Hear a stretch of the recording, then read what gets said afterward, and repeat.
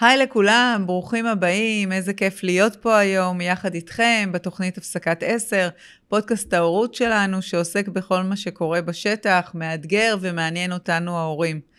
אנחנו נמצאים בתקופה לא פשוטה, שבה אנחנו מזה 5 חודשים במלחמה, רגע לפני חופשת פורים, וכאילו לא די בכך, בכל מקרה יש לנו את גיל ההתבגרות, שמתחיל היום בגילי 9 ונמשך עד גיל 30, שאנחנו יודעים שזה גיל לא פשוט, הן עבור ההורים והן עבור המתבגרים עצמם, שמלווה לא פעם במתחים, קונפליקטים, עימותים, והיום בעצם ננסה להבין האם אפשר אחרת, איך אפשר לצמצם את העימותים האלו, איך אפשר להתנהל בבית באווירה נעימה יותר.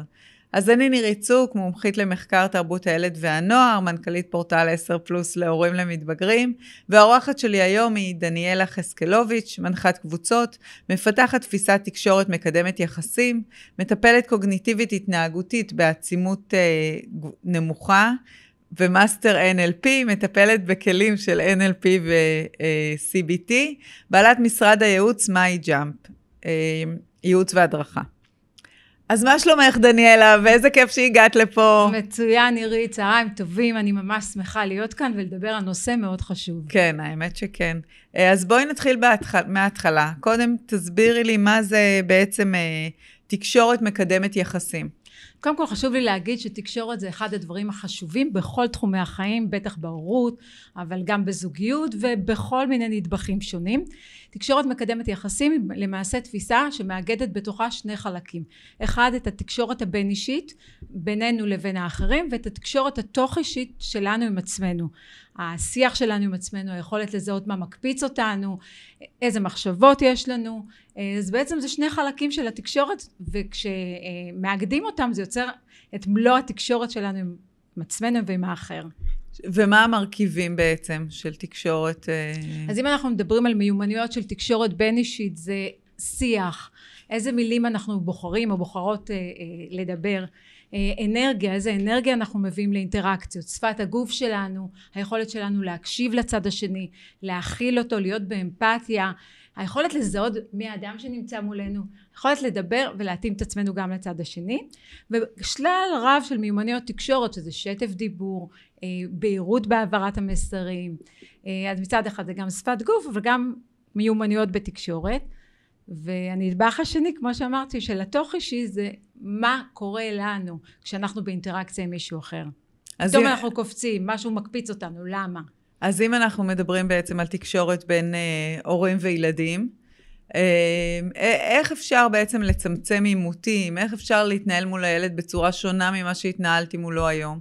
קודם כל אני חייבת להגיד שתקשורת עם ההורים בכלל, בין הורים לילדים, זה התקשורת המשמעותית ביותר, היא משפיעה בהמון פעמים על העתיד שלנו, והיא מהווה את העבר שלנו, ואחד הדברים ככה שרציתי לספר, שכשהבת שלנו נולדה לפני 14 שנה, אחד הדברים שככה תפסתי את עצמי ואמרתי, וואו, אני מחוללת את העתיד, אבל אני גם משפיעה על העבר שלה. וזה כל כך משמעותי, מה אנחנו אומרים, איך אנחנו מדברים. בעצם לפעול מתוך מודעות הורית. אנחנו לא יכולים כל הזמן להיות במודעות, אבל באמת רוב הזמן לנסות לשים לב איזה אווירה אנחנו יוצרים בבית. האווירה היא מאוד משמעותית, ומה האווירה, והילדים זוכרים מה גרמנו להם להרגיש, וזה מאוד משפיע על הביטחון שלהם. וגם היכולת לגרום להם להאמין בעצמם. כמה אנחנו מעצימים אותם, שמים דגש על העוצמות, על החוזקות שלהם. וזה לא סותר את היכולת שלנו גם לייצר גבולות שצריך. כן, רק שלפעמים בגיל ההתבגרות, בואי נאמר שגם אם את באה כולך בטוב, הילד כאילו לא תמיד בא בטוב או בא בכלל. מה אתה עושה עם זה? המון פעמים הורים אומרים שמה, אני כספומט שלו, אני מסעדה, הוא מדבר איתי רק כשהוא צריך ממני משהו. איך אתה מגיע למצב אחר? מאיפה מתחילים את זה בכלל? אז קודם כל אני חייבת לחדד, התקשורת עם הילדים לא מתחילה בגיל ההתבגרות, היא מתחילה עוד בגיל מאוד מאוד צעיר, והיא נבנית נדבך על נדבך. זאת אומרת, היא כבר התחילה בגיל צעיר ומשהו שהוא נבנה. זה לא אומר שאי אפשר לשנות דברים שהיו, כן. וגם הרבה פעמים הילדים לוחצים לנו על כל הכפתורים, וכל מיני טריגרים של ההורים כשלעצמם, פתאום קופצים באינטראקציה עם הילד. אז כשדיברתי על המימד השני של תקשורת מקדמת יחסים, גם להורה יש את היכולת לזהות מה הילד הקפיץ בו. אם הורה למשל מאוד קשה לו ליצור גבולות וקשה לו להיות אסרטיבי, אז הילד פתאום הקפיץ בו את המקום הזה. אז לפעמים הורים צריכים לדעת ליצור גבולות, גם אם יש איזו אי נוחות בעניין הזה. אין ספק שחשוב מאוד עוד פעם לבחור איזה מילים אנחנו יוצרים באינטראקציה עם הילדים. ליצור גבול זה לא אומר להיות אגרסיבי, זה לדעת להעמיד את הגבולות שלנו, גם המשפחתיים, ומצד שני גם זה עוזר לילדים, זה מאוד מפתח אותם. ואת נתת דוגמה מה אני כספומט, אוקיי, חלק מהתפקיד ההורי זה באמת גם לשלם על הילדים, אבל תלוי באיזה גיל, וחלק אחר זה לדעת ליצור גבולות, או לתת להם כסף ככה כל שבוע שהם יחסכו, והם ילמדו את הניהול הפיננסי שלהם. אנחנו מאוד יכולים לעזור להם בלהקנות להם כישורים לחיים. אנחנו המודלים של הילדים שלנו. כן. בואי נרד לרזולוציות יותר, נדבר. נגיד בקרוב חג פורים, הילד לא מעוניין להגיע איתנו לשום פעילות שתכננו. ונניח אנחנו מדברים על ילד בן 12 בערך. מה עושים עם הדבר הזה? בדרך כלל יש ויכוחים, אבל אתה כן תבוא, אבל אתה זה. הילד לא רוצה בשום פנים ואופן. איך מתנהלים אחרת? קודם כל מנסים להבין למה הילד לא רוצה להגיע. יכול להיות שהוא לא רוצה, יכול להיות שיש לו תוכניות אחרות. תראה, זה גם נורא תלוי באיזה גילאים. אוקיי, בגיל 12, אם הוא נשאר בבית שעה, שעתיים, 3, כן. לא קרה כלום. אם הוא צעיר יותר, אז צריך באמת לדאוג שמישהו יבוא וישמור עליו. אבל נאמר שהילד לא רוצה להגיע, אז קודם כל לנסות לברר למה הוא לא רוצה להגיע. כן. אולי יש לו תוכניות אחרות. ומצד שני, מה שנקרא לשווק לו את הרעיון, ולמה כדאי לו לבוא עם המשפחה. איזה חוויות משותפות יהיה לנו כמשפחה. מה אנחנו הולכים לעשות ביחד. זמן משפחה הוא זמן מאוד חשוב וצריך להשקיע בו. כמו שתקשורת במשפחה צריך להשקיע. זאת אומרת, צריך לשים תהיה תשומת לב לתקשורת, לחוויות המשותפות, כי זוכרים את זה לאורך זמן, את החוויות המשותפות. אז אי אפשר לקפות, אני פחות מאמינה, אני לא כופה, או כופה על הילד התנהגות מסוימת, כן. אבל כן מזהה מה הוא רוצה, ומגיע איתו להסכמות. נראה לי שמרוב שהמושגים האלה של זמן משפחה וזמן האיכות, מדברים עליהם כל כך הרבה כבר, כאילו נהיה איזושהי זילות של המונח, כאילו לא, אנחנו לא תמיד ברור לנו עד הסוף, למה הזמן משפחה הזה כל כך חשוב, או הזמן איכות עם כל ילד בנפרד, למה הוא כל כך חשוב? למה הוא כל כך חשוב? כי כל ילד צריך התייחסות אישית. במשפחה יכולים להיות כמה ילדים, וכל אחד צריך את היחס האישי הספציפי אליו. כל ילד הוא סגנון אחר, יש לו צרכים אחרים, ולכן כן חשוב לבזר מה שנקרא את הזמן מדי פעם עם כל אחד מהילדים, ולעיתים כל המשפחה ביחד. ואני אומרת, החוויות המשפחתיות הם דברים שטבועים בנו, וגם טבועים אחרי זה בתת מודע שלנו, אנחנו זוכרים אותם. אנחנו זוכרים אותם לאורך זמן. הביחד הוא מאוד מאוד חשוב. עוד פעם, זה תלוי איזה אווירה יש במשפחה. יכול להיות שיש במשפחה מאבקי כוח, והילד מעדיף להימנע. הוא מעדיף לא להיות באותם, הוא מעדיף להיות עם חברים. לא לצאת למשפחה, לא לצאת עם המשפחה לחוויות משפחתיות. כן. נורא תלוי מה קורה באינטראקציה באותה משפחה. כלומר, קודם כל את אומרת להיות מודעים בקשר לעצמנו ולשיח שלנו ולהתנהלות. את דיברת גם בשיחה בינינו, הזכרת גם את הנושא של שפת גוף. של איך זה בעצם בא לידי ביטוי, גם עם ילדים קטנים, גם עם מתבגרים. קודם כל, הגוף שלנו כל הזמן מדבר, אז היכולת שלנו לבוא ולהתאים את האינטונציה שלנו. אם אני רוצה לרתום, למשל, ילד קטן, איך אני אדבר איתו? מדברת איתו בגובה העיניים, ולא במקום שאני מעליו, אלא בגובה העיניים. איך אני רותמת אותו? אפילו גם הורים יכולים ככה להיכנס לתפקיד של הילד הקטן, וזה להכניס לעצמם את האנרגיה הזאת, לייצר משהו שבסופו של דבר הוא משמח. שפת הגוף שלנו יכולה להיות מאוד מאיימת, מאוד מרחיקה, אינטונציה יכולה להיות מאוד נוקשה, והילד הרגיש סוג של תחושה שכופים עליו דברים, או שליטה, יחסי שליטה, אז הילד נמנע. או שהוא נמנע, או שעוד יותר נכנס למאבקי כוח. כן. הילדים מרגישים ניואנסים כל הזמן, ככל שהם קטנים יותר, הרגישות לשפת גוף ולאינטונציה היא גבוהה יותר, כי הם פחות, החשיבה שלהם היא קונקרטית והם סופגים. ככל שהם גדולים הם כבר מגיבים בהתנהגות ריאקטיבית, זאת אומרת כן. הם מגיבים. הורה אמר לא, או לא הסביר, ככה אני החלטתי, אז הילד נכנס למאבק. כן, כן, כדי לנסות להשיג כמה שיותר ואת הדברים שהוא רוצה. האינטראקציות שלנו בעצם, חשוב להבין שיש לנו יכולת לבחור איזה אינטראקציות אנחנו רוצים שיהיו בתוך המשפחה. ההורים הם מודלינג, הם ממש משמשים מודל, הם מיקרוקוסמוס למקרוקוסמוס, למה שקורה מחוץ לבית, למערכות היחסים עם החברים, בבית הספר, בייחוד נגיד ילדים מאוד מאוד רגישים, שמאוד מזהים ניואנסים קטנים של ההורים, כן. ולפעמים גם מנחסים את זה לעצמם. אז חשוב לדבר על הדברים, לפתוח ולדבר על הדברים. ילדים מבינים. כן. בכל גיל דרך אגב. פעם הייתה איזו גננת שסיפרה לי שהיא רואה את הילד כל פעם שהוא צריך לשים משהו, סוגר את המגירה בביתה. והיא אמרה לו כאילו, למה אנחנו לא מרשים בגן, למה אתה בועט? אז הוא אמר לה, גם אבא שלי סוגר ככה מגירות בבית. אז זה בדיוק... זה תהליך של חיקוי, הם מחכים. כן. בטח שהם קטנים הם מחכים, כשהם כבר הופכים להיות יותר גדולים, אז יש תהליך של רציונליזציה. חלקם מצליחים לעדן את התגובות ולא לחזור על זה. כן. חלקם פשוט חוזרים מול החברים שלהם, יש התפרצויות. אז לכן ממש. התפקיד ההורי הוא כל כך משמעותי בתיווך התנהגויות. עכשיו, כמובן גם להורים יש עומסים, גם להורים יש קשיים. כן, במיוחד עכשיו. כן, מתמודדים עם כל כך הרבה דברים. זה בסדר לתווך לילדים, זה בסדר לדבר איתם. חשוב כן לשים את הדברים, מה שנקרא על השולחן, ולדבר ולא להעלים דברים. הילדים מבינים. כן. וכמובן בהתאמה לגיל. עכשיו, אחד הנושאים המרכזיים של ויכוחים בין הורים וילדים, זה כל הנושא של המסכים. כבר לא משנה באיזה גיל, זה לאו דווקא בגיל ההתבגרות.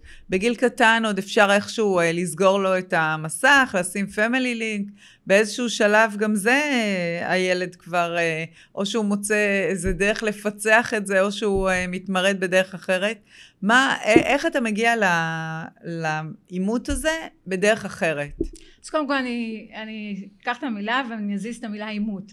אני לא מגיעה איתם, לא מגיעים לאימות, כן מסבירים להם באופן רציונלי, למה כדאי לא לשעות כל כך הרבה שעות מול המסכים. איזה נזקים יש מול המסכים? יש גם יתרונות מול המסכים, אבל יש גם נזקים. כן. אפשר להגביל, גם, עוד פעם, תלוי באיזה גיל הילד, אבל כדאי להגביל בשעות. ופה עומדת היכולת ההורית להיות אסרטיביים וליצור גבולות. כי הם מבינים את הנזק לאורך זמן של שימוש במסכים. כן. אז 3-4 שעות, שעתיים, למרות שהילדים מוצאים את הפרצות וממשיכים, אבל נכון. מאוד חשוב להסביר להם. ולפעמים זה עובד ולפעמים לא. אחד הדברים שמאוד חשוב עם ילדים זה להתמיד. להתמיד ולהתמיד ולהתמיד במסרים. עד שבסוף הם הופכים להיות חלק מהם. כן, אני גם אומרת שהורים שואלים אותי בהרצאות, אז כמה זמן להרשות ביום?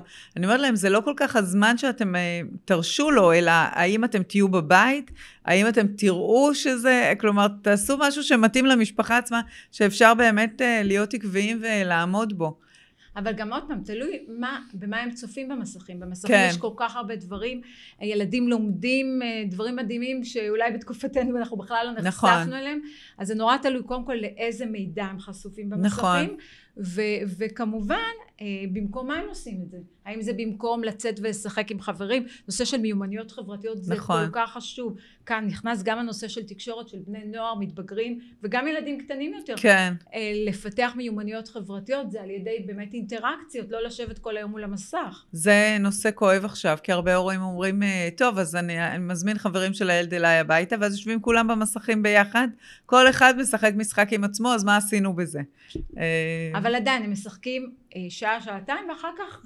נכון. ההורה, בכל זאת, יש לו איזשהו תפקיד לכוון, וגם במקרה הספציפי אולי גם להגביל, אבל עדיין ממקום שמסבירים את הרציונל לילד. כן, וגם מתבגר. דוגמה אישית, מה שדיברנו, שאם אתה כל היום במסכים, אז לבוא ולהגיד לילד בשום פנים ואופן, זה גם נשמע קצת לא במקום. צריכה להיות הלימה בין איך שאנחנו מתנהגים לבין מה שאנחנו אומרים, כי ילדים קולטים בסופו של דבר. הורה יכול להגיד משהו ולהתנהג באופן אחר, אז מה עשינו בזה? אז יש חוסר הלימה, והוא קולט את זה. זה נכון. את דיברת איתי בשיחה המקדימה על זה שכל ילד מוציא מאיתנו משהו אחר.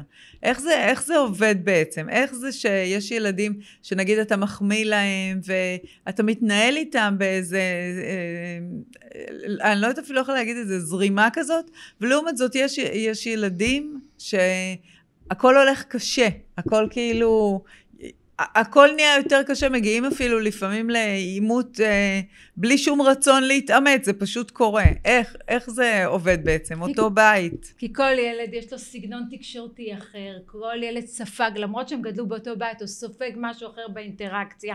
יש גם אנרגיה שההורה, הרבה פעמים אפילו לא במודע, מביא עם ילד אחד לעומת ילד אחר, והילדים קולטים את זה. אז היכולת שלנו באמת לזהות כהורים את הסגנון השונה של הילד, וכן לנסות להתאים את עצמנו לצרכים שלו, ועדיין לא לאבד את הערכים שאנחנו רוצים, את האג'נדה ההורית, אבל כן היכולת שלנו להתאים את עצמנו לילדים. פעם אמרו לי שהילד שהכי מעצבן אותך, זה בעצם זה שהכי הרבה דומה לך. לגמרי, הילדים שלנו, דרך אגב, זה בית הספר, הם השיעורים הכי גדולים שלנו, הם מקפיצים אותנו, אבל הם מאפשרים לנו ללמוד על עצמנו. ופה כשדיברנו על תקשורת מקדמת יחסים, כן. והחלק השני, אלה הכפתורים.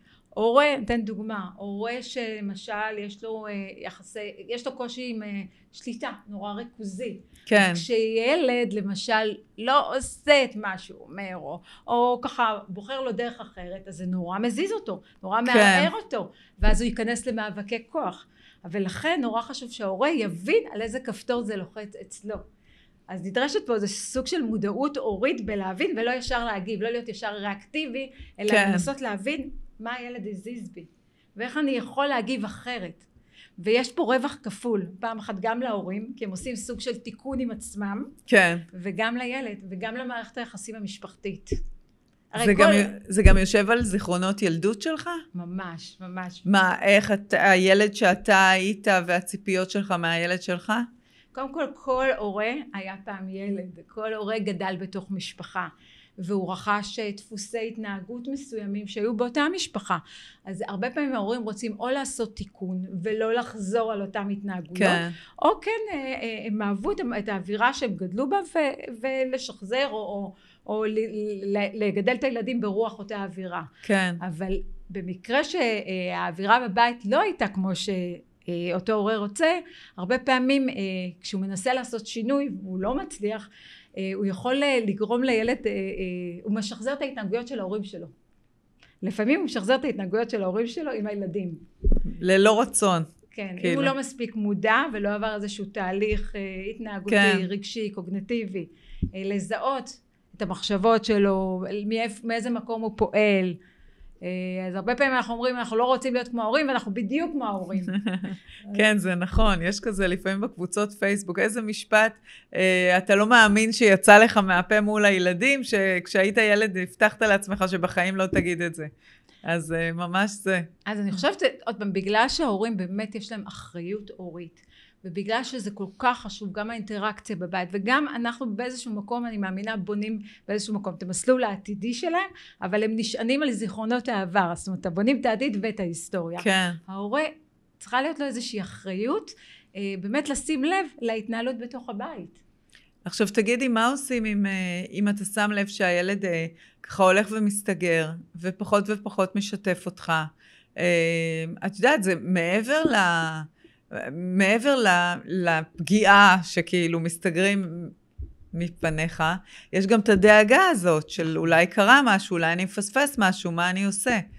קודם כל זו שאלה מצוינת, כי בכלל בגיל ההתבגרות למתבגרים יש נטייה כן לסגור את עצמם בחדר, וככה למצוא זמן סוג של התבודדות. כן. אבל עדיין חשוב כן להיות מה שנקרא עם היד על הדופק, ולנסות לבדוק, קודם כל לבדוק גם אפשר מול המחנכת בבית הספר, אם היה איזשהו אירוע מסוים, ולנסות כן להגיע לילד, למצוא איזשהו זמן שאפשר כן לדבר איתו, כן לנסות לייצר איתו איזה שיח, בכדי להבין באמת מה קרה שם.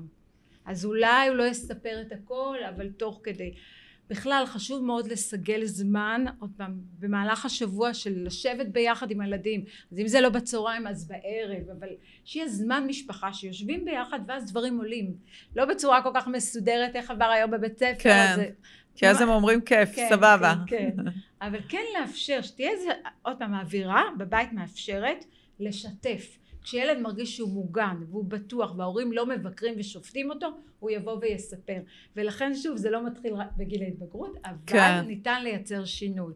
לייצר איזושהי אווירה שתאפשר לילד להביא את עצמו, להיות מישהו. וברגע שהוא מרגיש שזה אפשרי, הוא יתחיל לספר. אז כן לבוא ולדבר, ואם הוא יגיד לא מתאים, אז אוקיי, אז מתי מתאים לך? בדרך כלל ב-10 או 11 בלילה שאתה כבר גמור. נכון. זה תמיד השעות האלה שאתה כאילו אומר לעצמך, אני ממוטט, אבל טוב, עד שהוא כבר מדבר, בוא נקשיב. כן, אז זהו, אז דווקא אז בזמן הזה, לפחות החצי שעה, כי אז, אני אגיד לך גם מה קורה.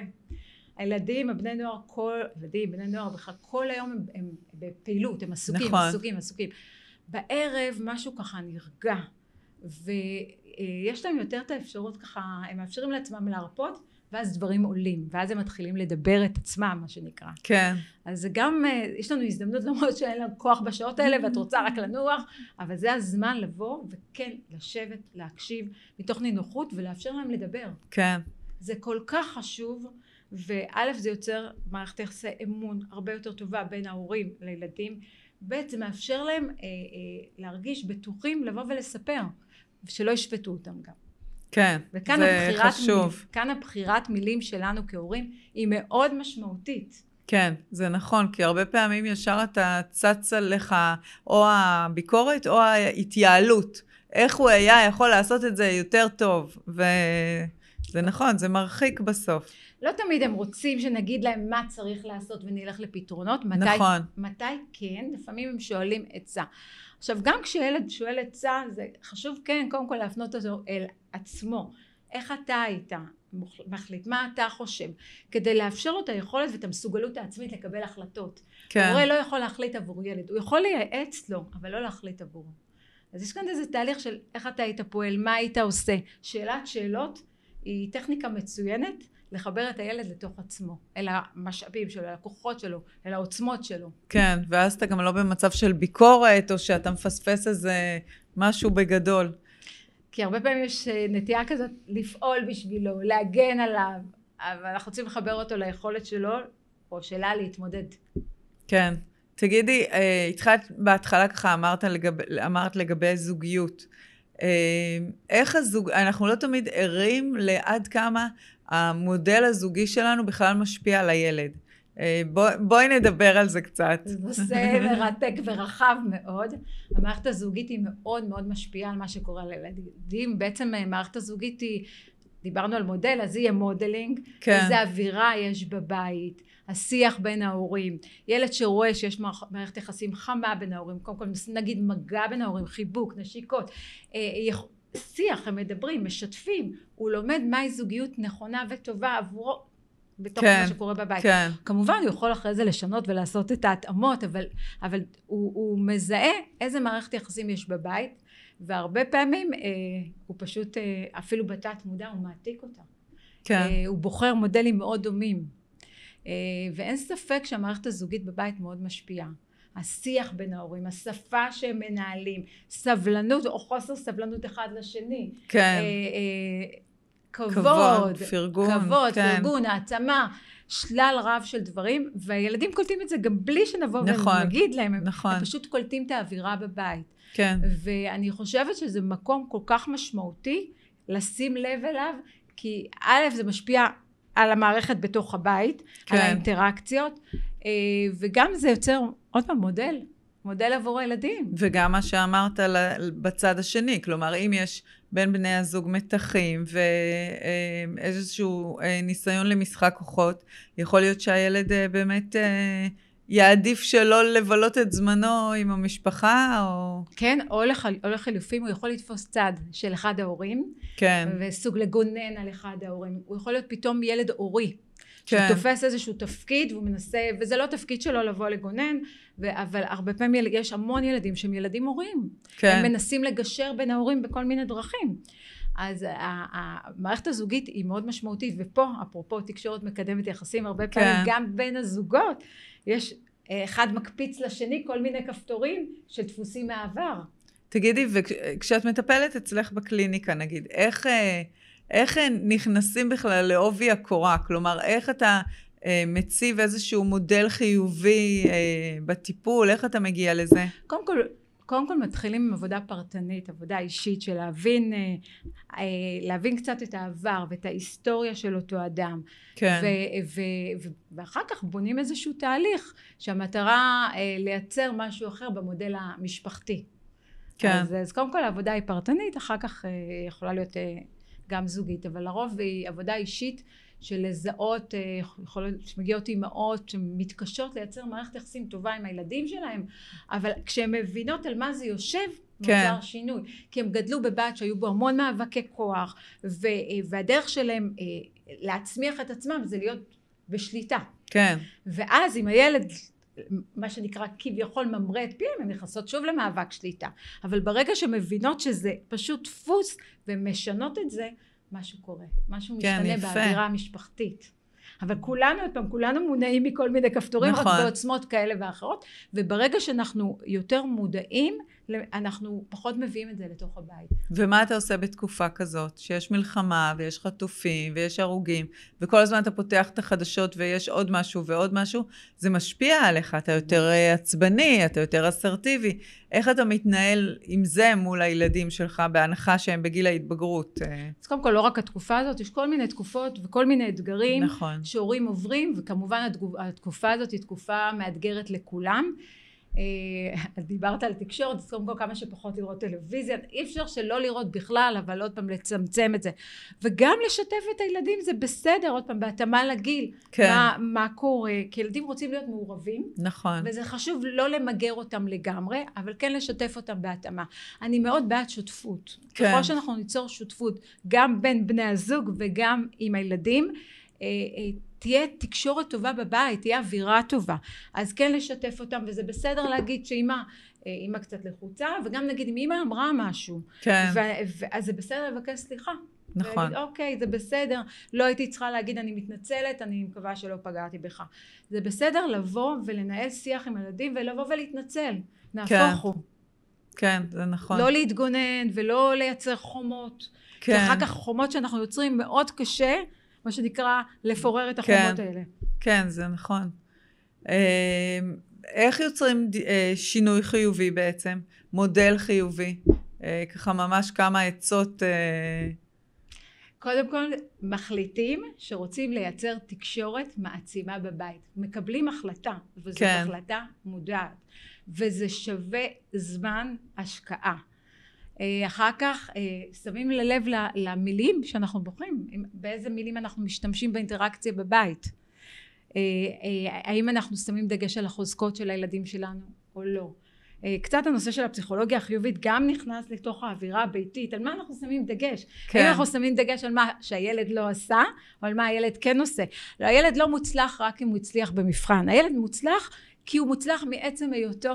כן, וזה את אומרת רגע אחרי קבלת התעודות, שיש הורים שזה בכלל קשה להם. כן, שזה עקב אכילס שלהם, רגע. כן. אז אנחנו רוצים, זה בסדר לבנות הישגיות, זה בסדר לבנות ערך של הישגיות והצטיינות, אבל עדיין הילד הוא לא הציון, חשוב לשים דגש על הדרך, חשוב לשים דגש על ההשקעה, על היכולות, וסתם ביום יום לבוא לחבק, לנשק. כן. אני מאוד חסידה של כן מגע בתוך המשפחה, חיבוק, נשיקה, מילה טובה. ואז הוא כזה מוריד את הראש ואת מקבלת כזה בייחוד את העורף שלו. בייחוד ליד החברים. לא ליד חברים, מה פתאום? אוי ואבוי ליד חברים.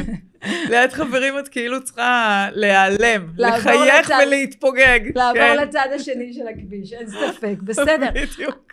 אבל אנחנו יודעים שהגיל הזה, מה שנקרא הגיל הלא רגיל, כן. והוא לתקופה, ובתקופה הזאת אנחנו יודעים שהבני נוער עוברים המון שינויים, גם הורמונליים, גם קוגניטיביים, כן. יש להם חשיבה, אם אנחנו מדברים כאן על כלים מעולם ה-CBT, יש להם חשיבה של שחור לבן, של או זה או זה. כן. עכשיו אם הורה מבין את זה, הוא לא ייכנס למאבק כוח. הרבה פעמים יש להם את הנטייה להעצים קושי. נכון. אז איך אנחנו בעצם יוצרים איזה, מנרמלים להם סיטואציות. לעזור להם לנרמל סיטואציות, לעזור להם בפרשנות של הסיטואציות. הרי הרבה פעמים המחשבות שלנו הם אלה שמשפיעות על הרגשות שלנו ואחר כך על ההתנהגויות. כן. אז זה היה איזה מקרה עם מישהי או מישהו בכיתה וזה פתאום סוף העולם. יכול להיות שהילד יבוא ויתייעץ עם ההורה או יבוא וישתף, כן. יכול להיות שלא, אבל חשוב מאוד לסייע להם לנרמל את הסיטואציה. אגב, את זה אני רואה הרבה בהרצאות. עשו עליי חרם, תבררו, מה זה חרם? זה חבר שלא מדבר? זה שני חברים? או שזה באמת כל הכיתה? יש איזו תחושה כזאת של בלגן, ואז דרמטיות שלפעמים היא מוצדקת, והרבה פעמים היא לא מוצדקת, וזה מכניס את ההורה לסחרור מהדרמה של הילד עצמו. כן, זה נכון, אבל יחד עם זאת, לפחות בגישה שלי, מעורבות הורים היא מאוד חשובה. לבוא ולברר, זה לא התערבות יתר, אבל מעורבות של כן לברר מה קורה. נכון, בטח. וגם לפעמים כן לייצר, לבוא ולדבר עם הצוות החינוכי, כי הילד צריך להרגיש בטוח ומוגן במסגרת חינוכית. אם הילד לא מרגיש בטוח במסגרת החינוכית, יש פה בעיה. ואנחנו יודעים שזה נמצא. יש פה בעיה. אנחנו יודעים שזה נמצא בלא מעט בתי ספר. נכון. ובמקרה הזה, ההורה צריך להיות מעורב, ולא להגיד הדברים יסתדרו מאליהם. אני חושבת שזה מאוד חשוב, שכן ההורה יגיע ויברר. בין אם זה פגישה עם היועצת, בין אם זה פגישה עם המחנכת, עם המנהלת, עם מי שצריך. כי הנושא של מוגנות, פשוט קצת איבד פרופורציה בשנים האחרונות בבתי הספר. נכון, אבל עדיין זה השילוב של מה ששתינו אומרות, תברר בדיוק מה זה היה. לא לבוא את יודעת, רעמים וברקים. קודם תבררו ואז... כן, אבל מצד שני אנחנו צריכים גם להבין מה הילד מרגיש. או מה הילדה מרגישה. כן. אנחנו לא יכולים לבטל את הרגע שלהם, אנחנו צריכים באמת לזהות מה קרה שם. כן. ויכול להיות שלמישהו זה וואו, ולמישהו אחר לא. כמו שאמרנו, כל ילד מגיב אחרת לסיטואציה. אז חלק מהאמפתיה שלנו זה כן להיות איתם בסיטואציה, לנסות להבין, אבל לא להעצים אותה. כן, בדיוק. בדיוק, יפה, זה הניסוח המדויק, יפה. כן, לפעמים הורים מעצימים, אז הילד נכנס לזה עוד ואיזה סחרה. נכון, בדיוק. אז פה גם הגבולות שלנו כהורים, איפה אנחנו מצטרפים, איפה אנחנו ככה הולכים אחורה טיפה, כי גם אנחנו רוצים לייצר ילדים עם מסוגלות עצמית גבוהה. כן. ילדים שתהיה להם יכולת להתמודד עם מצבים, שיהיה להם כלים וכישורי חיים, כי בינינו זה אחד הדברים החשובים ביותר. נכון, בסופו של דבר זה... תקשורת, כישורי חיים. כן, בסוף הכל זה תקשורת, בסוף הכל יושב על התקשורת. הכל, התקשורת שלנו עם עצמנו, והתקשורת שלנו עם האחר, כן, וגם איך אנחנו מקבלים החלטות. תגידי, ואיזה מסר יש לך ככה להורים? על כל הסיפור לקראת סיום. זה בדיוק המשפט שאמרת, אז אני חוזרת אליו, שבעיניי תקשורת זה הבסיס לכל דבר, הבסיס למערכות יחסים בכלל. בין אם בין בני הזוג, שחשוב מאוד לשים לב לתקשורת הזוגית, כי היא משפיעה על המערך המשפחתי, איך אנחנו מנהלים בין בני הזוג את התקשורת שלנו, כמה אנחנו חברים אמיתיים, מחזקים זה את זה, אנרגטית, מה אנחנו מעבירים, הילדים קולטים את זה, כמובן עם הילדים, איזה בחירה של מילים, לשים את התקשורת כמוקד במשפחה, ולזכור את המשפט שילדים זוכרים מה גרמנו להם להרגיש, איזה חוויות, וזה מאוד מכונן, החוויות הם זוכרים מה היה בבית. כן. אז יש לנו אחריות לייצר את זה. יש לנו אחריות גדולה מאוד. כן. תגידי, ואיך אפשר להגיע אלייך, להשיג אותך? אז דניאלה חסקלוביץ', אפשר למצוא אותי בגוגל, או דרך משרד הייעוץ, מייג'אמפ, ייעוץ והדרכה. יש לי קליניקה בראש העין, וגם בזום. ואת גם כותבת מאמרים ב10+. כן, כותבת מאמרים וספרים. מאמרים מעניינים, נכון, וספרים. זה בכלל תוכנית אחרת על אכילה, על בני נוער. אז תודה רבה לך דניאלה, ותודה לכם שהייתם איתנו. אתם מוזמנים לשלוח לנו תגובות, שאלות, הודעות בפייסבוק של פורטל 10+. וזהו, נתראה בתוכנית הבאה.